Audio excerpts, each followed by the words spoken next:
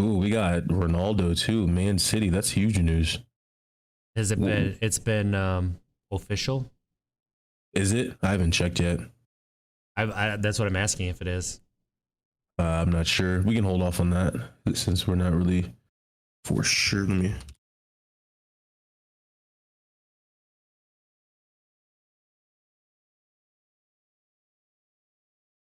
I said, yeah, they're close to finalizing 23 hours ago.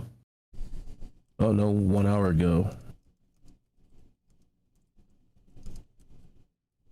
I think they said it's off. Yeah, they pulled out of the race an hour ago. Man City have pulled out of the race to sign Ronaldo. Oh wow. Yeah.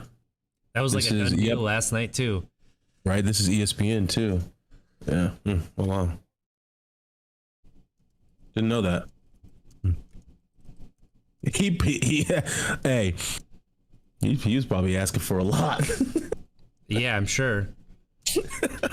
Especially how much Messi gets. It's like, he was asking for a lot.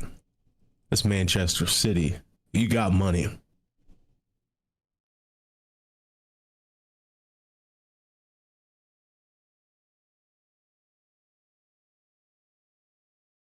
We live? Yeah. I don't know how to check the sound, so I'm just gonna guess it's good. Let me see. Let me see.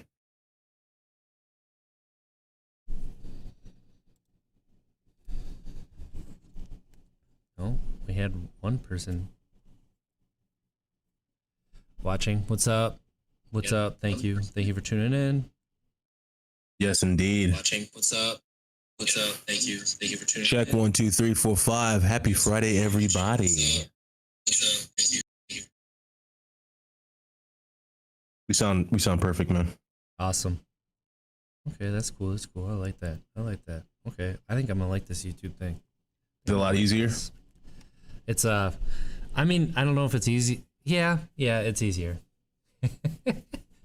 Which, and I think it's good also for, again, we most likely have our analytics, we got a older crowd, and YouTube's a lot easier to it's a lot more user friendly. For sure.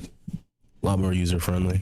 All right, ready whenever you are. Okay, I just have to make sure I hit the record button, because that one time I didn't. We got the championship on Wednesday, huh? We're in the semifinal. Oh, it's semifinals? Okay. Semifinal and championship, so it's back to back. Same day. Okay. All right. Welcome, sports fans. Thanks for tapping into some Untapped Keg Sports. I'm RJ Zimmerman, here with This Fall Belongs to Ball Again, Montee Ball. How you doing, big guy? I'm good, man. I'm loving the ring to that, because we got some hot takes coming this fall, you guys. I'm telling you, we got some very, very hot takes. If you already follow me on Twitter, I'm sure you've already seen some of my hot takes, very, very hot takes, but we will get into that. All as well. Can we talk about how you've been doing radio for a day and you just got your voice deeper? Well, hold on. Before we get into everything, we got to do our own normal ritual. All is well on my end. Happy Friday. I'm feeling good. Spiritually, mentally, etc. Physically, can obviously still work on that, but all is well. How you doing, man? I'm good. Changes are afoot and they're starting to catch up, and that's okay. We're going to talk about that more about that on Sunday, but I am excited because as people who have seen the show before know, I'm a big Brewers fan. I'm a huge Milwaukee Brewers fan. I have been for, I wouldn't say all my life, because they were really bad for a really long time. So as a kid, how are you supposed to enjoy that? But I didn't have a baseball team until I picked up the Brewers. And I would say around high school, when I started to really notice it, so when I was a kid, I really liked Robin Yount. Robin Yount was my favorite just because I knew he was really good, right? And I remember him making diving catches and stuff. But then it was really Ben Sheets who brought me back in and made me a Brewers fan, a pitcher. Unreal curveball.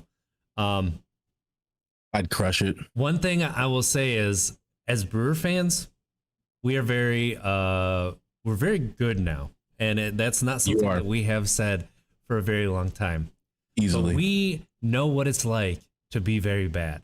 So when it comes to people talking about our team and stuff, it's just, okay, sure, we'll see what happens on the field. Like Cubs fans earlier this year saying the only reason the Brewers were in first was because of their record. And then the Brewers swept them. The Cubs went in a tailspin, and then they sold all their best players. Wait. Take a step back here. Wait. You said somebody said that team is only good because of their record. I meant schedule. Their weak schedule. Oh, okay. I'm like, whoever said I'm that? sorry. I misspoke. So I'm like, that's the whole point. I'm going around this long trail to get to the point of Kansas City football fans. What are you doing? I was not expecting that. Nice segue. Right? I was not like, expecting I know that. what it's like to be fans of a bad team for a long time. But when you get good, why are you so defensive? They act like they have their trophy case looks like the Patriots, the way that they're talking, responding back to me. I'm like, you guys have won one Super Bowl in the last 50 years. Listen, I'm like, I'm a part of another very pearl clutchy fan base in the Green Bay Packers, but even we don't clutch our pearls that hard. dude, they were attacking me like personally. I'm like, you guys, I can still be a fan of the game. Yeah. Here's a picture of me when I was 8 wearing a Terrell Davis jersey. It's not like I'm just want to just be that person to root against my home state's team. No, I've always been a fan of the Broncos. And obviously we all know, granted, on paper, our rival, us Broncos fans, are the Raiders, but it's also the Chiefs too. I would even say it's more of the Chiefs, kind of like, again, the Wisconsin Badgers football versus Minnesota, longest rivalry. But let's be honest, the real rival, at least with my time playing, was us versus Michigan State. It's like one of those things. I don't understand. Listen to me, fans. I love the passion. We all love the passion. Former athletes love the passion. Current fans love the passion of other fans. But once you start taking it personally, where you're personally taking jabs at people, it's like you need to take a step back and realize I'm not saying anything negative about you. I'm not even saying anything really negative about the Chiefs. I'm just trolling, saying, hey, let's call them the Kansas City football team. Long story short, I got thick skin. I just hope that you guys are doing okay. If I was a fan of the Kansas City football team and I saw a Broncos fan, granted, haven't beat the Broncos in Broncos have not beat the Chiefs in 5 seasons, 6 seasons. If I saw somebody saying something, I wouldn't even respond. Why? If you're on the top, why do you respond? Lions don't respond to sheeps. Here's not saying I'm a sheep, but you know my point. Okay, let's roll this back a little bit. All right, let's put some context. What happened first? What was your first tweet about? Because this all happened on Twitter. So what was your first tweet about? You know, as a fan, I'm excited. I was like, okay, obviously being a Broncos fan, it's like, who's gonna take that quarterback role? Is it gonna be Locke? Is it gonna be Teddy? They were battling out in preseason. Obviously, Coach Fangio, etc., the entire Broncos staff is like, we're gonna just let them battle it out. Let them battle a healthy competition, healthy high competition. And whoever, obviously has performed the best is gonna get the position. So I tweet out, obviously, that, hey, this is looking like a championship season for Denver. I'm excited. I'm looking forward to it. Only about pretty much just gassing my Broncos country, bringing the fans together. And then all of a sudden the Chiefs fan come into play and they start just bashing me left and right. And I'm like, and then one guy said, I said, take a screenshot of my tweet. I said, take this screenshot and come back to me in January. And this one guy comes at me and say, obviously Montee doesn't understand when the Super Bowl is. And I responded back to him saying, what is the first ring that you can win in a football season? That is your conference championship, which usually takes place in January. I guess you've played in the NFL before, but anyways. Oh, we're going there right now. Well, I'm just going to be honest. It annoyed me a little bit because I'm like, you guys, this is my Twitter. But long story short, I like it. I like the animosity. I love it because the Kansas City football team, they play the Broncos on my birthday, December 5th of this year. So it's going to be exciting. But I don't want to get too long-winded on that topic. I think it's just the passion and stuff, but I'm looking forward to it, man. I mean, when we're talking about football, sorry, go ahead. I was going to say, so you bring that up about the Broncos winning a championship, and they get so upset that they come to you. They come so hurt. They were so hurt. So easily, like, what's the word I'm looking for? I don't want to say triggered, but like, that's kind of where we are. That's the word. That's so easily. It's like, what? Am I not supposed to root for him? To anger. It's like, why can't people say things like, my team is going to win a championship? That's what every fan thinks going into the year. If you talk to Browns fans last year, they're like, we're going to the playoffs and we're going to make the Super Bowl. Right. And then guess what? They did. They didn't win a playoff game for like 40 years before last year. You talk to Bucs fans before the season, and we would have said, yeah, we're probably going to burn out in the playoffs because that's what we do every year. So but that's Bucs fans. That's Wisconsin sports fans. That's what we do. That's what we do. But everybody else is, we're going to win the Super Bowl. We got the pieces. We're going to do it. Right. What that being a fan, you when you're a fan of a football team, when you're a fan of a team, it's always the glass is half full. You're always going into the season very optimistic. Why wouldn't you be?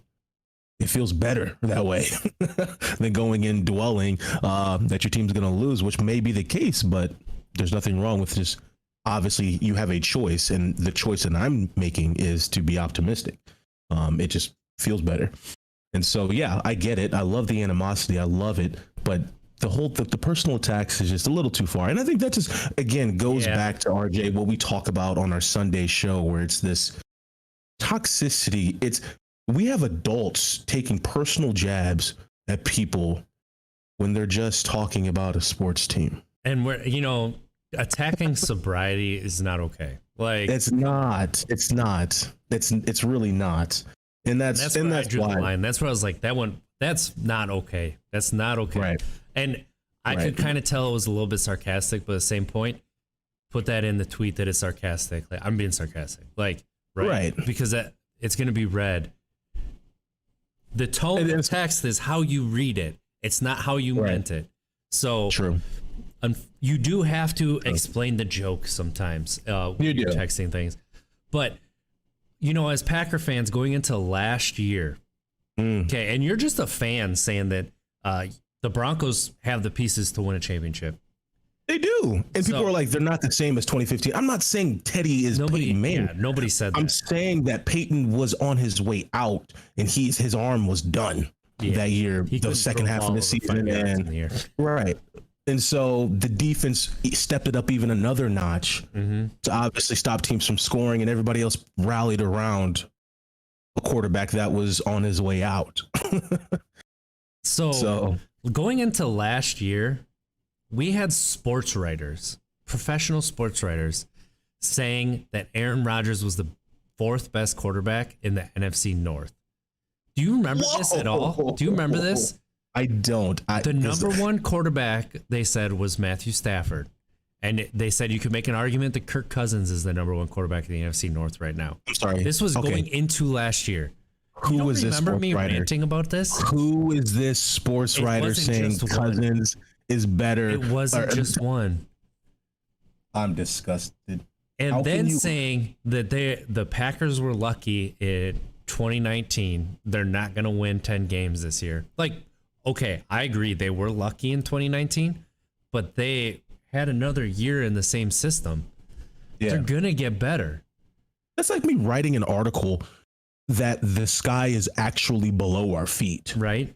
As opposed to above, and people actually like retweeting it and stuff. And one thing that's hard to remember is how mediocre Aaron Rodgers was in 2018 and then in 2019. And part of that was the system, how personnel was used, and then some injuries that had happened. But it's still Aaron Rodgers. It's Aaron Rodgers. A little bit more respect is due. And I know that some fans took it a little too far, but I would say the majority of Packers fans were like, There's only one king of the North, and we'll see who it is at the end of the year. That's not even boom. I mean, exactly. I was like, listen, he's not done. He's gonna put up. He's a mad Aaron Rodgers is one of the best mad athletes of all time. A mad Aaron Rodgers shows out, and look what he did last year. That was a mad Aaron Rodgers. Him, Nolan, LeBron. Who's Nolan? Arenado. A pissed off Arenado is a good Arenado. Oh yeah.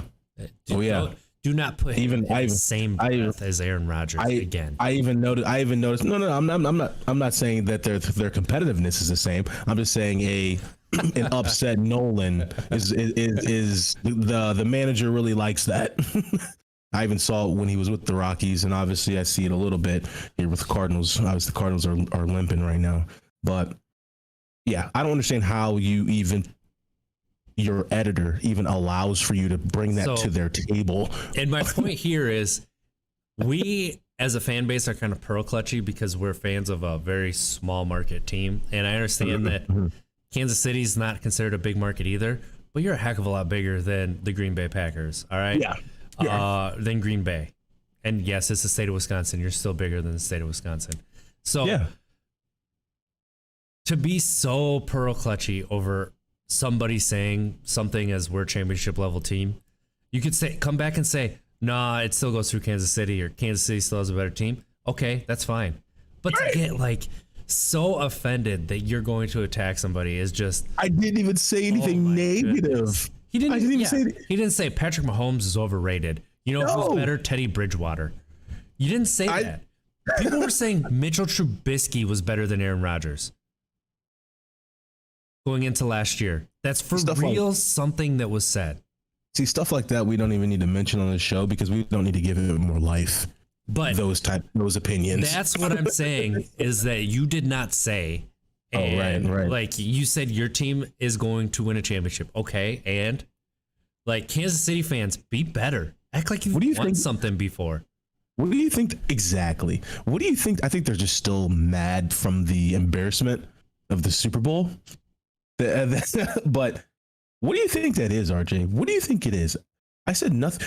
As a fanatic of a team, why do you act that way?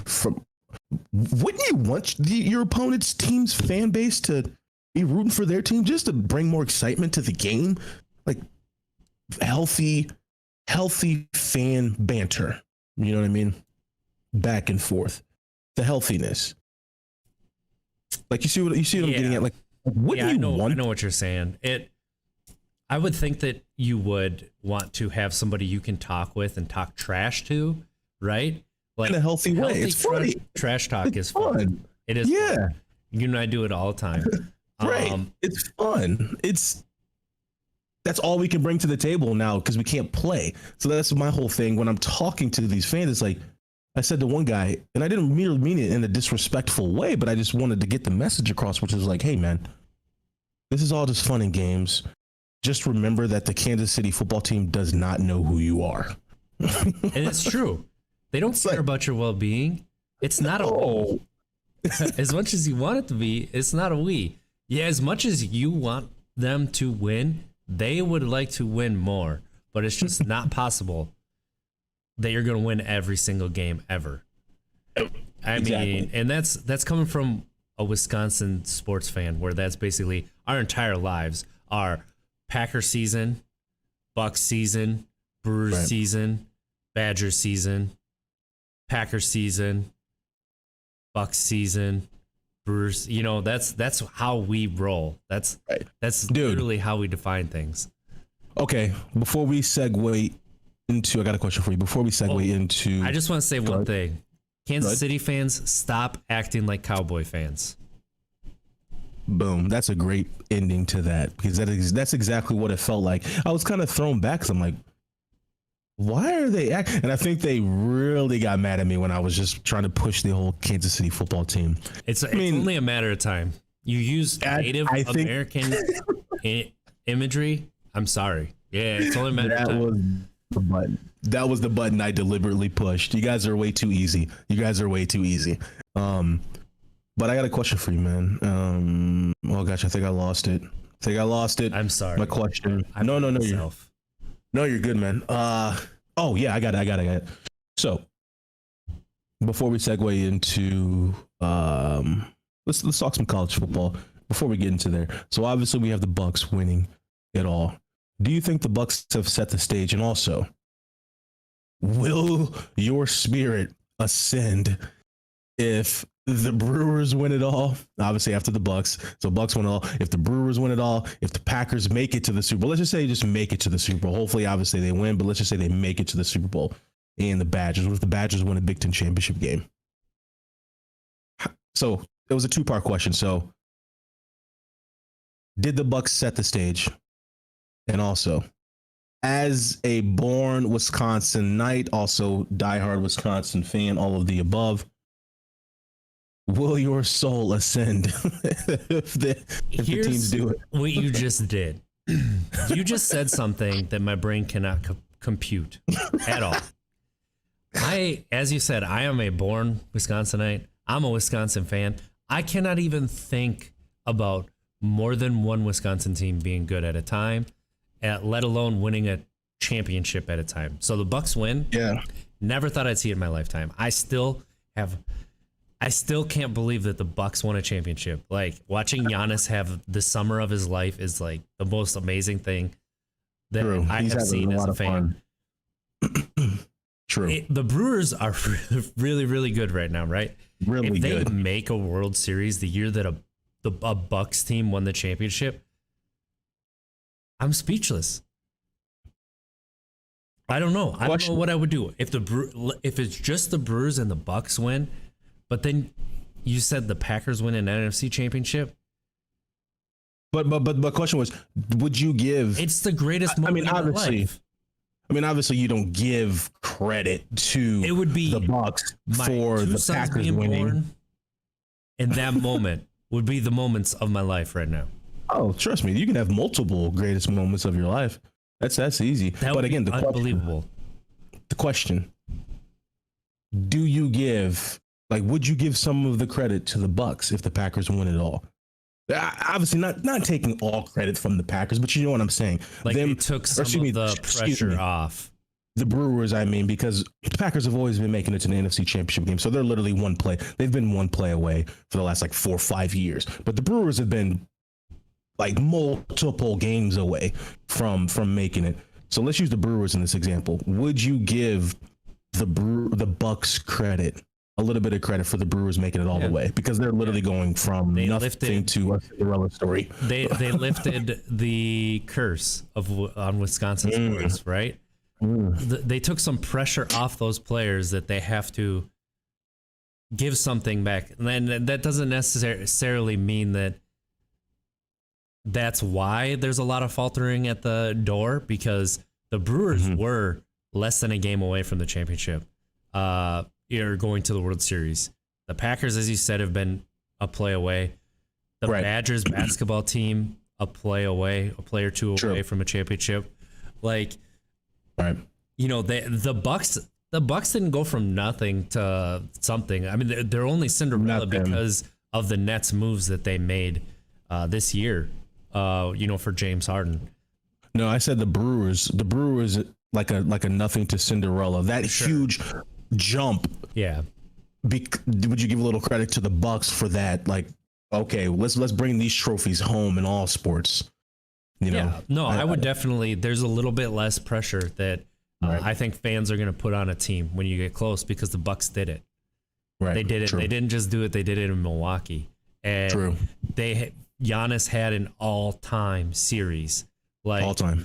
Player. It wasn't just luck. The Bucks showed out, and it's not luck beating the Nets. It's not luck getting past the Nets. It's hard to play in Brooklyn. I mean, it was hard to play in Phoenix. They took a game down there when they needed to. So exactly. I mean, they beat some really good teams. Atlanta, okay, not. Out of the three, obviously, we got the Nets and the Suns, of course. Really, really, really good teams that they ran through. So they deserve the credit, absolutely. I'm glad you said that. I'm glad you answered those questions, because I've always wondered that. I've always wondered that, especially as a born Wisconsinite. That's the thing, like with the Packers last year.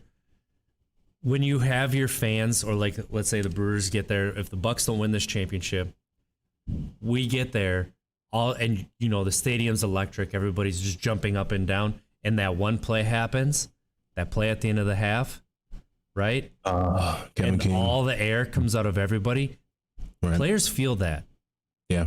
That is felt. That saps energy from your team to be able to go out there, and you do get a feeling of dread. Like that is a mental aspect of the game. Yeah. That gets kind of glossed over a little bit, and it's true. It happens. Like you lose momentum. That it is massive, and because that collective breath, like, oh, here we go again, right? That may not be there because the Bucks have won a championship. So now everybody's like, no, we can still do this. Let's go. No. One Horcrux down. Right? And that is a possibility. That's something to look at.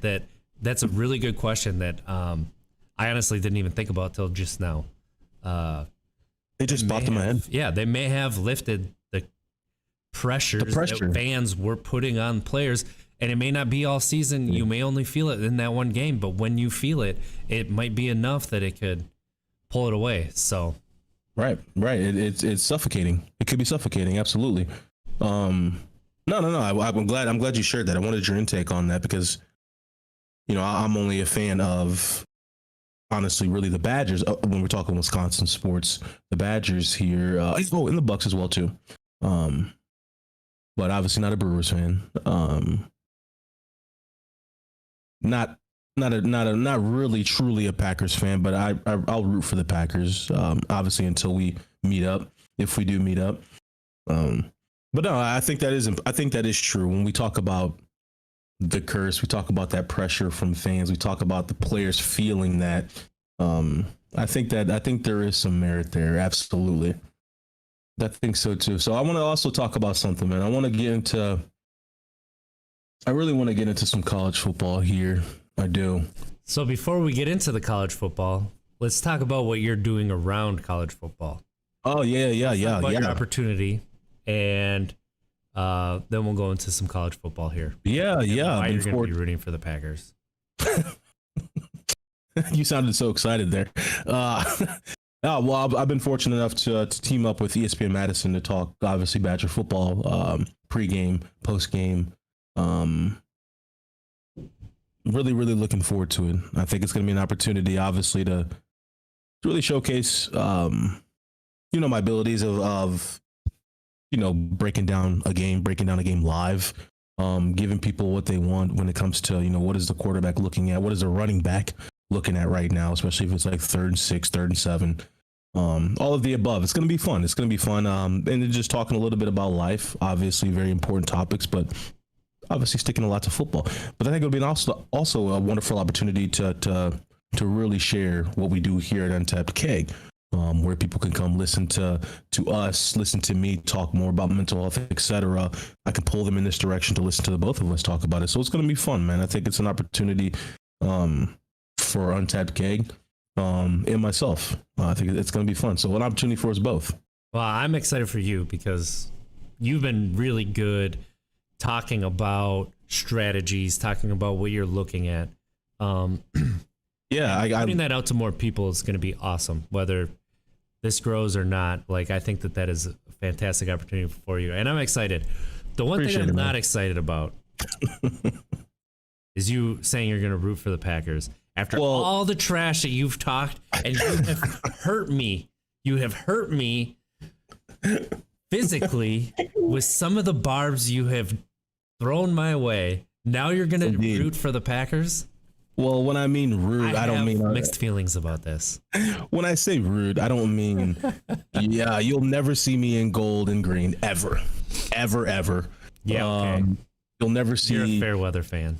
You'll never see any sort of memorabilia that I'm buying from a Packers player or what have you. No. I'm not going to be a fan. I'm just going to obviously talk about the Packers, and I'm going to root for the Packers. We're talking different conferences here, so it's not the biggest or the worst thing in the world, obviously, being a fan of the AFC team and rooting for an NFC team. But obviously, hopefully we meet up in the Super Bowl and then I can start rooting for them. But I like watching good football, man. I really like watching good football. I like watching Aaron Rodgers. I like watching Devontae Adams. I love watching their backfield, how they utilize Aaron Jones and Dylan. I like the team. I really, really do. And obviously the defense is really nice too. So I like watching good football. And as a fan of the game of football, I cannot ignore the Packers play. And them being always one play away from making it to the championship. And obviously living here in Wisconsin. Hey, it doesn't hurt. It doesn't hurt being a Broncos fan, giving Packers fans and the Packers, a pat on the back for winning games. But it's going to be exciting, man. I think this all just, it's all coming together, especially when we talk about, just fall sports, that just being obviously football, the only one we really care to talk about. But obviously we got the Badgers coming up, guys. Badgers versus Penn State, September 4th. Real quick, though, what you think, man? The one request that I have is that when you speak about him just one time, you have to use his proper name. Oh, the F word, MFN Rodgers. You could say MFN. That's fine. Hey, man. Aaron MFN Rodgers. Let's go. Listen, I've already eaten crow, saying that he's probably second ballot, not first, after checking his stats and really diving deep into his gameplay. And then he just goes out and wins an MVP after we have that debate. So these past 16 to 17 months, I most definitely have eaten enough crow, making those statements about him, as I should have. And so I'm excited, man. Obviously, and again, here, college football, we got the Badgers, of course, against Penn State, man. What do you see, man, with this Badgers team? What do you want to see with this Badgers football team? I want to see creativity in the route tree. I'm kind of sick of seeing I've never heard plays we've seen for 6 or 7 years, right? Right. I really want to see some creativity there. I want to see spacing when they run their routes. I want to see decisions made preemptively by Mertz. And obviously I want to see who the next running back is, because you can't talk Wisconsin football without talking about the running backs. And then what Jim Leonard's going to do with his defense, basically. Exactly. Because one thing that Jim Leonard does, the one thing, and this is what we've been saying the offense has to do a better job of, is he coaches to his talent. He doesn't take his talent to his coaching, right? So he's going to change and adjust based on what he has on that defense, and it's going to be good. So I'm excited to see him continue to grow as a coach. And his halftime adjustments are really good. You can really notice the halftime adjustments. But I love what you said about the route trees, or the route tree that you want to see implemented, more branches in a sense. Question for you on that, because I never really thought about this. Because you said that's probably been going on for the last 5 to 6 years, where you're really seeing these. For those who may not understand what we're talking about, we call them route trees. Is essentially you got like 1 through 9 is what you got on routes. Well, essentially, it seems like we're only using about 3 routes. Yes. That's about it. Just 3 routes. That's all our receivers are doing. My question to you, RJ, is do you think that it has a lot to do with the quarterback position? No, I think it has to do with the wide receiver position. Okay. I mean, even though you had like Danny Davis and Pryor. Goodness, yes, Kendrick Pryor. You had Kendrick Bourne, right? No, Pryor. Yes. Kendrick Bourne is a wide receiver in the NFL. Sorry. Oh, no, it's all good, man. It's a lot of names. I had a notepad yesterday. It's a lot of names. So you had some talent there, but I don't think they were very good route runners. I don't think you can utilize different routes if you're not a good route runner. And then, some of it might have to do with the quarterback position, the quarterbacks being limited in what they see. But see, that's what I'm saying is I'm not saying it may be the receivers, of course, but also, we've been doing what Denver's been doing, the carousel with the quarterback position. Not really, I guess. Obviously, there was a monkey wrench thrown in this when Cohn decided to leave, but I guess I was just bringing that side to it as well. Another thing to think about. Do you maybe think it's because of the quarterback? They don't get through their reads fast enough, or they don't feel as comfortable waiting an extra second, half a second for the receiver to complete his route or to get to the top of his route. Could be a little bit of panic there. It could be just limited trust on throwing some of the routes, right? Like if you throw an out-breaking route, you gotta trust the receiver is going to be there, and you have to throw it before they break, right? So if you wait too long, So and then also, pairing your route trees and getting the spacing that you need. I think that also has to do with creativity in the play calling, and then trusting that your receivers are gonna run the correct. Like if you're running a crossing at 10 yards, you run that crossing at 10 yards. You don't run it at 12. You don't run it at 7. Exactly. So, because if you do run it at 7 and then you have that underneath route running it at 5, now you got two guys too close together. One person can take both those guys out of the picture, right? Absolutely. Or it's going to be short of a first down on third down. Like, I think that might have to do with some of your creativity being limited, but it might also just be, or Wisconsin football, we're going to pound that rock. We're going to run a couple crossings and seam route down the middle, and that's it. Like, True, but that's what makes me nervous. So, and I'm glad you brought it up too. Obviously, about the running back position. Obviously, run game complements. Your plays in the air, of course. I mean, everybody knows that. So, how do we go about expanding these routes, the route tree, if we don't have a running back step up to the plate and take that torch? Obviously, we don't know yet. The season hasn't started yet. We're obviously hoping that a running back, Berger or Braylon Allen, whichever one steps up and takes this position and dominates, is what we're hoping for, obviously, because that's going to help. That's going to help out Mertz. It's going to help out the entire team. Do you see that as a possibility? Yeah, always. Okay.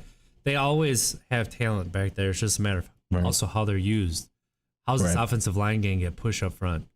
When you trap and you pull, are you getting out there quick enough that you're able to create a hole? Running back and be able to see it and have that burst to get up there. I think that's something that they were missing last year, that they were disappointed in some of their backs not having that burst to get through the hole. Right. It was kind of like just, plodding a little bit. Yeah. So, no, I like that. There's a big ceiling with this team, but I think there's a low floor as well. Like, they could be an 11-win team. They could. They could also be a 5-win team. Well, let's check it out here real quick. So obviously we got Penn State. Then I think we got like Eastern Michigan or some. The second game is a cakewalk, but then I think we got the Notre Dame third game at Soldier Field. So like I remember the first 4 games, obviously omitting the second game, but still obviously you're still coming off of a difficult game week 1. So you're going to be bruised up. You're going to have little owies, what have you. So the first 4 games is going to be a test for sure. But I think after that, I think it gets pretty mediocre, but what is mediocre? Especially this is a young team, the Badgers team. Some of these players, if not at least half the players we have not seen play, or receive significant time. So that's what's worried. That is what worries me. Because they're playing on big stages. They're playing on big stages, obviously at Camp Randall Stadium, but also you're going to be playing on a big stage at Soldier Field against a really good Notre Dame team. And then you follow that up with Michigan, right? Yeah, so you go Penn State, Eastern Michigan, you're right with that team, and then you go Notre Dame. The only good thing about the Notre Dame game is it's not prime time, so it's still an 11 a.m. game. Why is that not prime time? We're ranked 12th. It is surprising, right? That is surprising. That's something. And Notre Dame's ranked, what are they, 4th or 5th or? No, Notre Dame is higher. I want to say they're like 8th. Exactly. How's that not a primetime game? Big Ten, man. Big Ten. So right. So it's gonna see. No, I really like your takes on the Badgers because I always like to ask folks like, what do you see? What do we need to see? My biggest thing yesterday when I was talking about this is, and I want to hear your take on this, RJ, as well. And I already know what your answer is going to be, but I still want to hear this. For me, what I said yesterday, the thing that's lacking, the thing that we're missing is that teams don't fear us anymore. Yep. They don't fear us anymore. Teams used to fear playing the Badgers. Teams used to fear going into Camp Randall and playing the Badgers. I don't see that anymore, and that's what we need to get back, because there's a mental aspect to it. There's a mental aspect to it. You can be defeated before the game even started. Most teams are defeated prior to playing Alabama just because they know it's Alabama prior to the game starting. Alabama, one thing you can say about Alabama and what they have done, they haven't been complacent. Exactly. Wisconsin has gotten complacent. Fans, program, university students, we've been complacent. We've been good, and that's been good enough, right? But we haven't been great. And if you want greatness, then you have to go out and take it. It's not just going to come. Exactly. That's one thing that this defense has. This defense has not been complacent. Sure. This defense has been great. This defense has been great enough to play with big schools. You've not seen this defense get blown out since Dave Aranda was there. I mean, prior to Dave Aranda being there, right? Like, there was a game here or there, but Dave Aranda had this defense ready to play. Yeah. Jim Leonard has had this defense ready to play every single week. But there are problems there where you have been complacent. And where does that start? Where does that start? Does it start with fans? Does it start with coaching staff? Does it start with players? Does it start with, I'm putting on this uniform and therefore we're going to be in every game just by putting this uniform on? There's probably a little bit of that there. And has to be. Where does that get broken, right? We've talked about mentalities in the University of Wisconsin sports area, whether we're talking hockey, whether we're talking basketball. There's a complacency that you are good and you're good every year. That's good enough. And you always have these people that say, well, I remember when they were really bad. Like, they weren't relevant at all. That they've had maybe one player that was fun to watch and that was it. And, to that I say, congratulations. Guess what? That doesn't mean we have to be there. That doesn't mean that we have to settle for second or third best. Exactly. I love that. And you really got my light bulb going off when you, is it the coaches? Is it the players? What have you? I think, and again, and I don't want for people to take this the wrong way, but when I say my answer is, I think it is the coaching.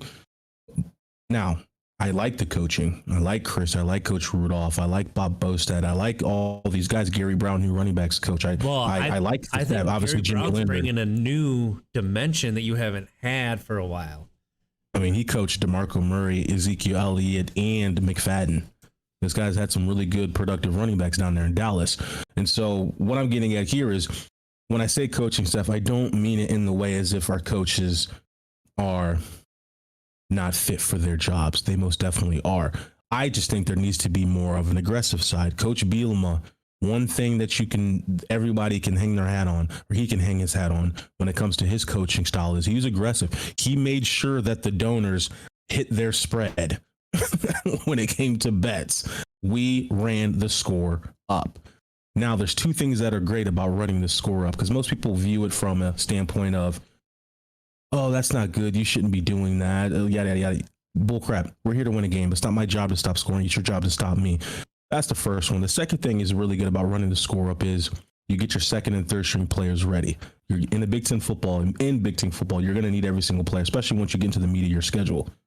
You need your second and third string players to get some clock, because you don't want this huge fall off if a first stringer, which is going to happen. We just don't know who, but it's going to happen. A first stringer is going to get injured. You don't want there to be a massive drop off to your second string. So running the score up, there are many benefits to that. That's what think we need to get back to, man. More aggressive play. That's my first thing. I agree. Yeah. Yeah, that's my first thing. The second thing is I love what you mentioned about that defense. Jimmy Leonard's defense can play with the big dogs. Perfect segue into this alliance that has been circulating.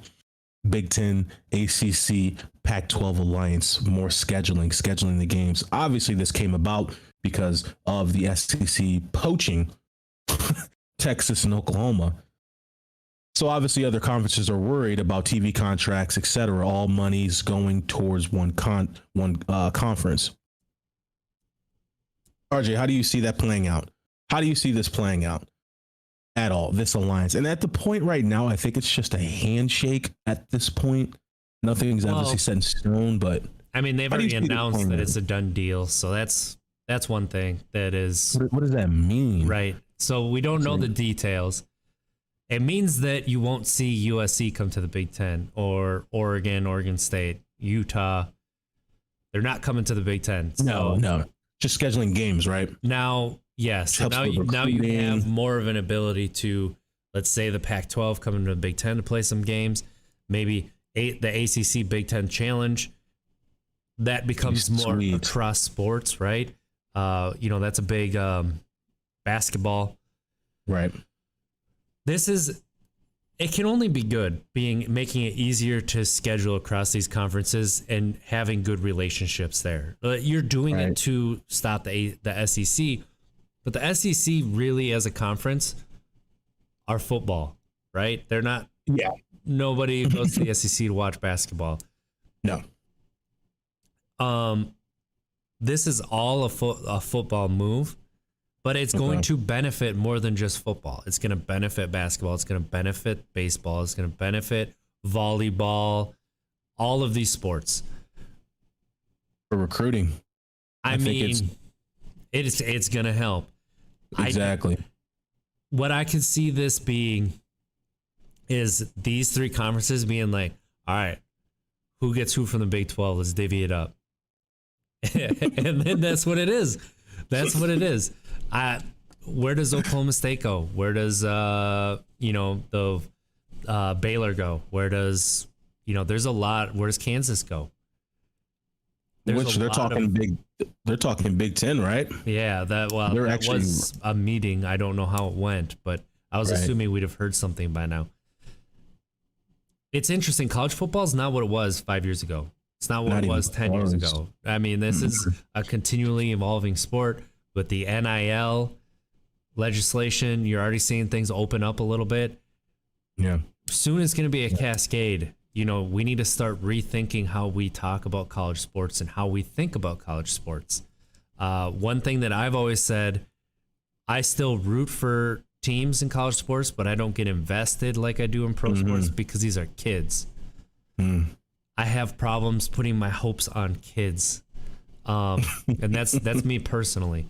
That's just a personal thing. I know that there's a lot of pride behind it, like there is for people following high schools, right? High school sports. You still have pride with where you went to school generally. Of course. Rethinking how we cover this is going to be interesting. And this alliance was not possible before all of a sudden SEC's taken big names from a Power 5 school. That now this conference is not a Power 5 conference anymore by taking those two schools out of there. I mean, yeah, because exactly who else? That's the thing. When we talk about this, the first thing that pops in my head about this alliance is that helps with recruiting, especially when it comes to Wisconsin. What I shared yesterday was when I was recruited by Wisconsin, I had no idea where Wisconsin was even at. I knew it was up north, but that's about it. And I only lived 2 states away. Imagine people in Cali. Imagine people in Florida. Imagine. We got a nice little pipeline from Jersey area, so they're somewhat familiar. But again, by us, if we do get some scheduled games to go play in the Pac-12, you know, we have to fly out to LA to play USC. USC gets to see Wisconsin, see how Wisconsin plays, fans, etc. That's good. I think naturally is just going to help with recruiting. I really think so. I hope so. Also, I think it's going to be good for the playoff system. You know, if we get scheduled third game, fourth game, fifth game, what have you, to play Clemson in the ACC, and we beat them by 2 touchdowns, 1 touchdowns, whatever, even 3 points, I think that's good for getting bids to the playoffs when these committees get together and say, all right, well, Wisconsin did beat this really good Clemson team. So I think we're going to see some benefits. I really do. I do. Absolutely. I just hope that I agree. I hope that it's done right. I do. I almost hope too that I want to see some, which obviously this is not even part of the conversation or part of the alliance, but hopefully 5-6 years down the road, we schedule SEC games too. I mean, I know that we have in the past, recent past, obviously playing Alabama, even and playing LSU back in like 2015 or something like that. I want more. I agree. That was huge, I think, for the program, right, to play those teams and then to beat LSU the way that they did in Lambeau, to be close to Alabama, right? I mean, that game was not a blowout. I guess maybe the final score said it was, but when you watched it, there were 2 injuries on the defensive line, and after those injuries, that was kind of when it opened up. You can to show that you can play with those programs, those storied programs that are still storied. Yeah. That's huge. That's amazing. Exactly. That is great publicity. It helps. It helps with recruiting. It helps with so many things. Absolutely. So many things. And so obviously when you are a head coach, now you're a head coach visiting Cali, visiting the living rooms of, you know, players you're trying to recruit. Now you have something to reference to, like, you know, hey, our team was here last year. Did you get a chance to watch the game? Did you get a chance to see our uniforms? Did you get a chance to all of the above? It's just good. I like it. I just hope it's done correctly, and I think it will be. It's an interesting system now, that being college football. Now with nil, now with these possible scheduled games, just like you said, completely different game now. The professionalism is going to just naturally come about. Yep. It's starting to filter down. It has been for years, and now it just seems like it's accelerating, and that's not necessarily a bad thing. Right. It's not necessarily a good thing. It just is. And that's just something we're going to have to get used to. And that's, I don't know. I don't know what the future holds, because it is the NIL decision is such a game changer that we'll see. You know, you have college athletes making money now, and that's a long time coming. I would just hope they have accountants. Have like 4, maybe even just 3. You don't even need 4. Just have 2.